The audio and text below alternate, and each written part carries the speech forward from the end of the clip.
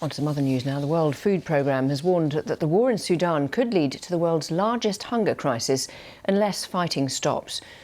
More than 10 months of conflict between rival military forces has left thousands dead and more than 8 million displaced. During a visit to a camp in neighbouring South Sudan, the head of the WFP, Cindy McCain, said the victims of the war had been forgotten. Well, Anne Soy is our Deputy Africa Editor. She told us what the situation was like in Sudan.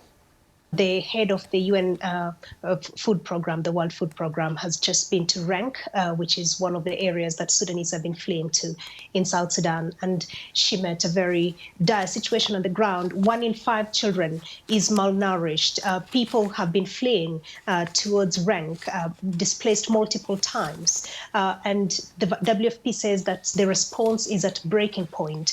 They are experiencing challenges reaching people who are in need of food aid, especially inside Sudan because of the violence, as well as what they say is interference from the warring parties. So about 25 million people are affected both inside Sudan and in neighbouring countries.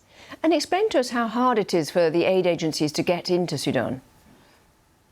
Extremely difficult. It takes months for WFP, for instance, to just get to one area in Khartoum. And so they're talking about 90% of the population that they need to reach with urgent food aid, that they're not able to reach at all.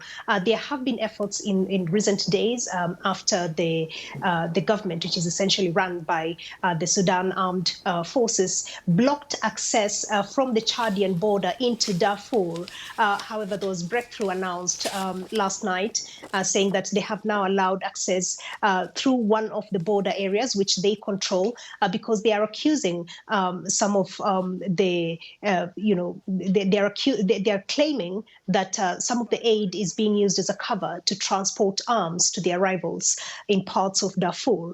And therefore, these are some of the challenges that humanitarian organizations are facing on the ground, as well as funding shortfalls. So the need is huge, both in Sudan and also in the countries where Sudanese are fleeing to, because some of these countries are fragile. They have humanitarian needs as well.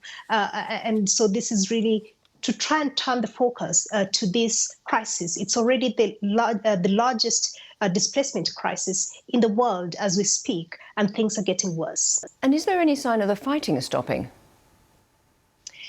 Unfortunately, not at the moment. There have been efforts from the regional governments in the Horn of Africa, as well as from Arab states supported by Western nations, including the United States, to try and broker peace, but there hasn't been breakthrough.